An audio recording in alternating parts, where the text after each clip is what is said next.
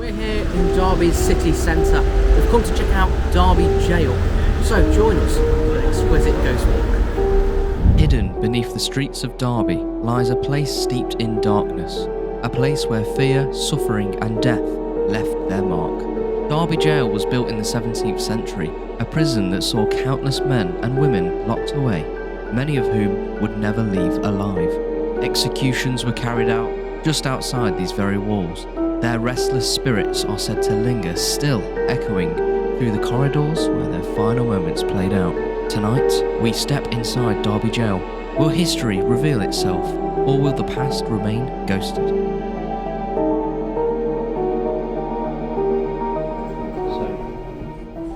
come tonight with an open mind, have you? Yes, what content in here? We just spoke to a fella called Bart. Bart the, what was his name? Key holder, the lock holder. So, I forgot what it was. Just telling us a bit of history about the place and a few happenings that were going on. I suppose we're going to delve into that in a moment. We'll just have a little refreshment. Beveragino, if you will. Yeah, tonight should be pretty good.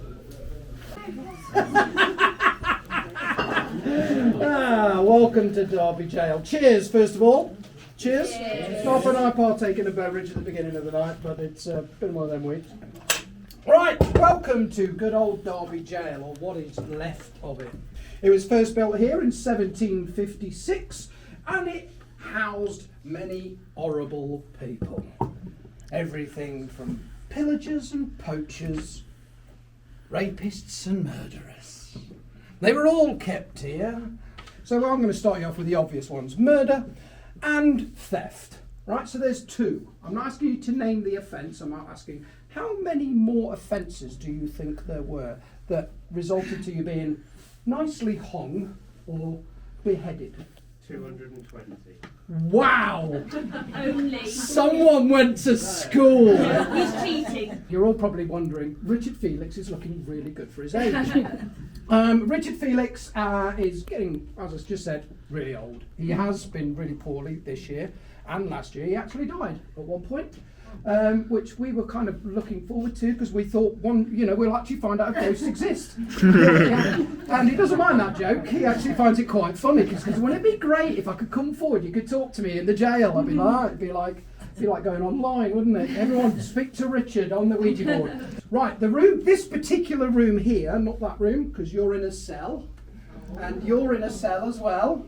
This would be, some call it the day room, some people used to call it the last rites room, because this is the room where they would bring the prisoners before they were basically being hoisted up by a lovely rope, and they would be sat in the middle, and the pastor, the vicar, or whoever would come in and read them their last rites before they were marched out. It'd also be the last time the family was allowed to visit them and say their final farewells before they then had to be marched outside and watch their loved ones being strung up by the neck.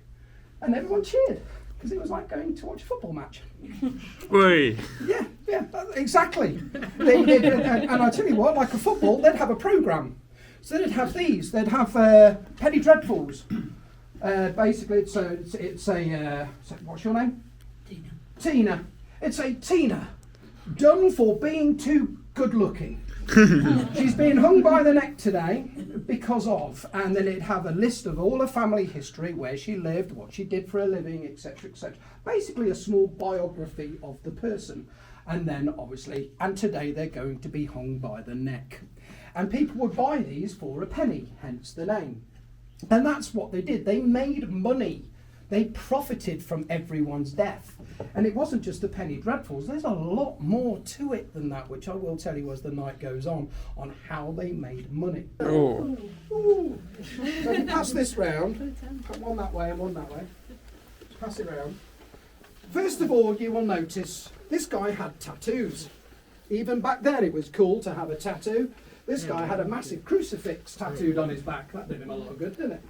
And you can clearly see it. But what else can you notice that's on that book? It's still hairy. They don't shave it. Don't be silly. It's got hair on it still. Can you imagine? You'd gross you out, but you would like to own it, wouldn't Yeah. you? Really? But it did have an autopsy room. It did have one of these public dissection rooms in. And basically, one of the people that used to go in there and help with these things, his name was Dr. Erasmus Darwin. Now, you might know the name. Darwin, yes, he was the grandfather of Charles Darwin. And this guy basically had this fascination with electricity.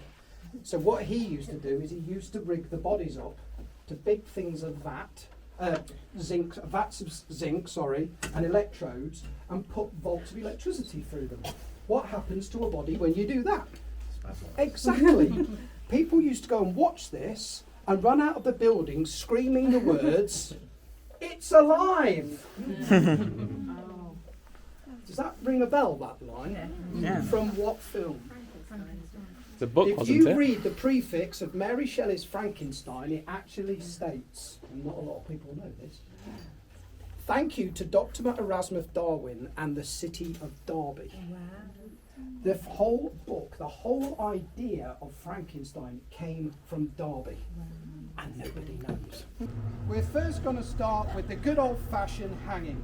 It was the basic, simple way of doing it. Now, another term we used to use in days of old is kick the bucket. We still use those, kick the bucket, yes. Well, that came from hanging, because that's basically what it was. You'd be led to the hangman's tree, and basically stood on a bucket, the noose put around your neck, and someone would kick the bucket from under you, and you would basically be hung to death. But when I say hung to death, it makes it sound quite sudden, doesn't it? 20 minutes, but it does depend on, obviously, the weight and everything behind you. Now, as you can imagine, hanging by your neck for 20 minutes, there's a lot going on at the time.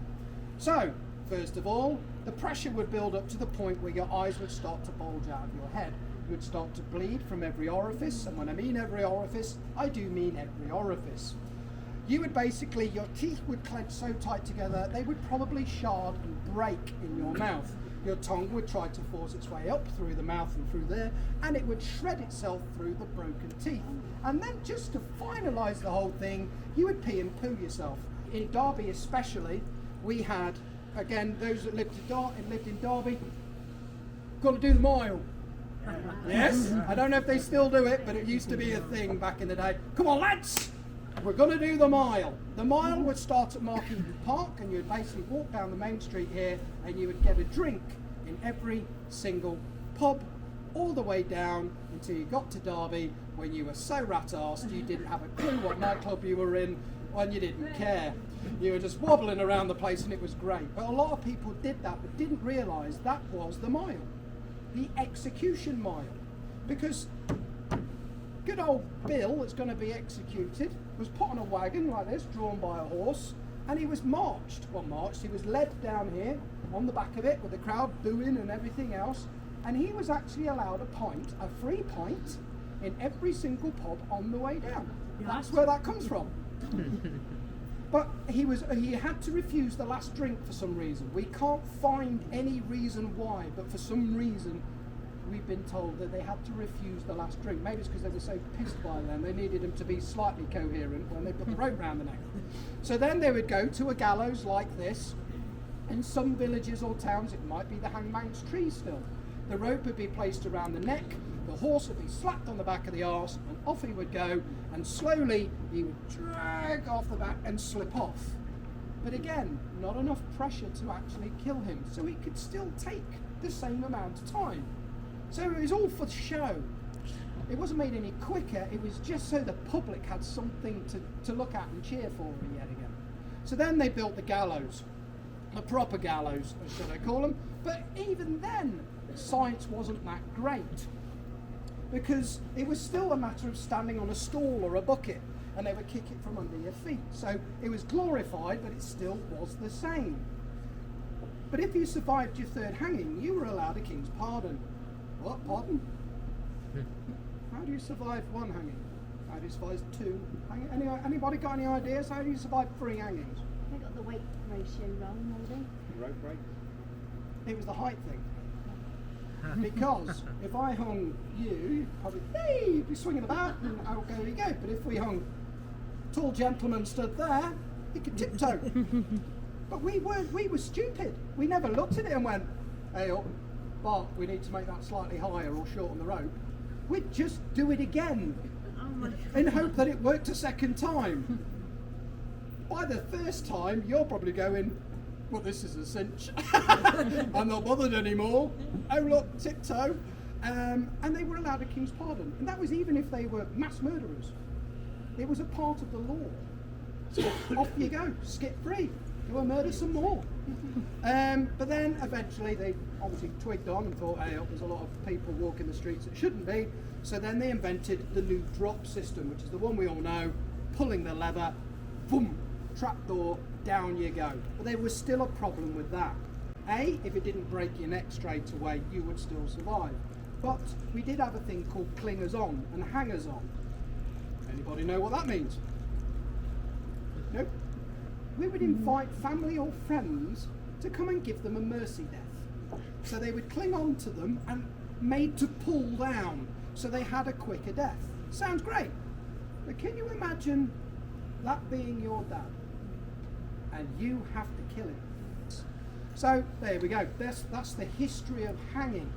Obviously then they invented, well, there's not much to invent here, but they lock your head off basically. Good old fashioned medieval style, head over the block, good old axe, or most of the time it was done properly. It was actually done with an executioner's sword. It's not like you see on the films, where they lean over and chop and the head rolls into a basket or whatever. Most of the time you were made to sit upright.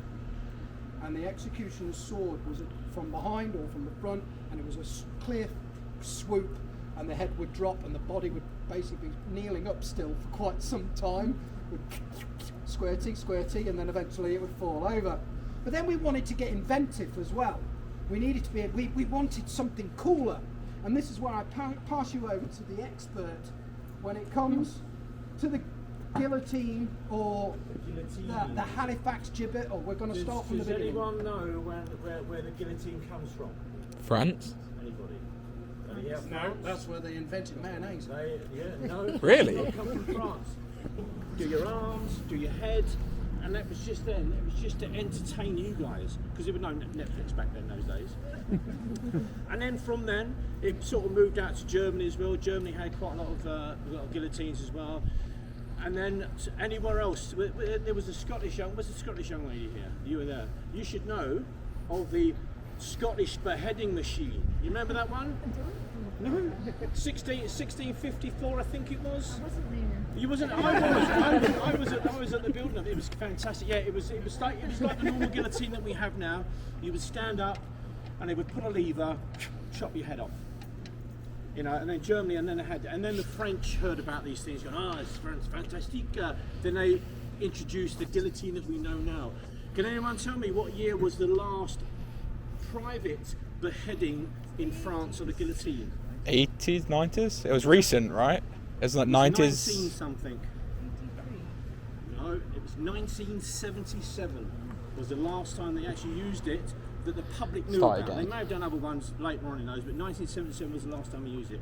And then we come to this one behind you here, if you'd like to turn around. This one was developed by the Germans in 1939. Hitler had a fascination about chopping people's heads off. He put a lot of fear into people. He would like to use an axe or a sword as the old days. And then he thought, we have a guillotine. But he made 10 of these guillotines, put 9 of them in prisons around Germany. And then he had this one, which is a copy of the one which is now still in Berlin, which is a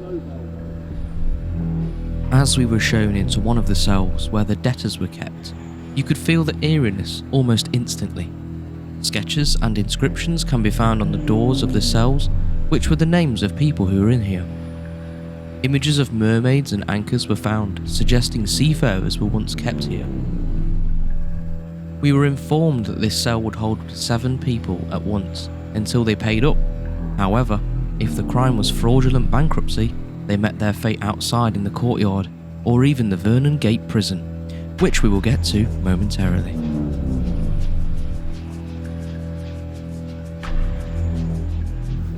Welcome to the Colosseum. Are you not entertained? Welcome to Vernon Gate. I mean, look at that. That's a prison and a half, isn't it? Imagine what it used to look like. In a minute, you will. We were told of accounts of a ghostly sighting of a young boy just outside of the prison grounds, who unfortunately died due to a volley of rifle fire during an execution. The hangings at Vernon Gate weren't just contained within the hangman's room. They even had them on the roof, so you could see them straight down Vernon Street. Although the majority of Vernon Gate Prison has been knocked down, this place still remains extremely active. Vernon Gate wasn't built just like your average prison. It was built like a fortress, not only to keep people from coming out, but also people breaking in. Now, there is a slightly even cooler thing about this, because we've got the keys to go in. We were then shown into the underbelly of the hangman's room, which had been covered in old newspaper articles from the executions and also various letters from and to the loved ones of the convicted. You can see leaning up against the wall an old door, which is the original door to this building dating back to the 1800s. This room was where our first paranormal encounter began. We were shown to the room above this one, which would be the same room the prisoners would have been in before they swung. As we went downstairs back into the first room, all of the lights went out with any explanation. Even the guides were puzzled. It's believed to be the ghost of Richard Thorley, hung for the murder of his beloved partner Eliza Morrow in 1862. On our way back from the prison, I'd heard of rumours of a tunnel from Derby Gaol to the prison, potentially to transport prisoners. An entirely convincing theory due to this method being used all over the UK and other countries too. I asked our guide, Bart, for a little more info on this. It seems he's chasing this theory too. Efforts to uncover a once forgotten piece of Derby's history are being done already. Small holes are being drilled big enough for small cameras to see if there is in fact a tunnel beneath the very ground we walk on. He also described brickwork that had been done to cover up these tunnels, and that's where the holes are being drilled. Fascinatingly, we are not the only ones to believe these tunnels do exist. I was told of an account a few years back when Richard Felix was walking back from the prison. He was approached by one of the locals saying, "I suppose you found those tunnels then?" Amazed by this remark, Richard then said, "Well, if there are tunnels, we haven't found them yet." The local responded with, "Well, I assume you guys had found it, as I've heard movement and shuffling alongside my basement walls for a while now." What could the movement and shuffling be, I wonder? I suppose we will yet discover where, what and why with this incredible theory. This is one of Derby's darkest murders, a crime so brutal its echoes are said to still linger to this very day. In 1862, Eliza Morrow's final night began when Richard Thorley found her with another man. Burning with jealousy, he stormed away, but his rage only grew. At home, he drank heavily and set to work, sharpening his straight-edge blade for what he knew he was about to do. Later that night, Thorley returned, dragging Eliza from her home into the centre of the estate, before the terrified eyes of children playing in the street. He slashed her face again and again. In her desperation to shield herself, Eliza raised her hand, only for the blade to sever her finger clean to the bone. Moments later, she was gone. Thorley was soon arrested, and by April 1862, he swung from the gallows. But even death could not silence the horror of that night. Locals say Eliza's ghost still wander this very place, a restless spirit bound to the ground where her life was stolen.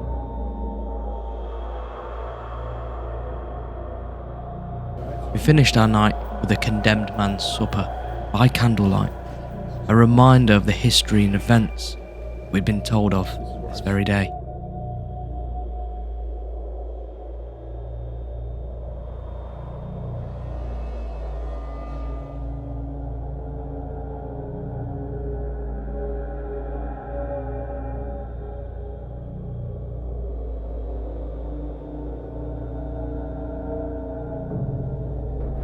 And we end our strange yet historic evening just outside St Mary's Catholic Church. I hope you've all enjoyed the video so far, but stay tuned on the channel for some more ghostly adventures. Until then, take care and have a wonderful evening.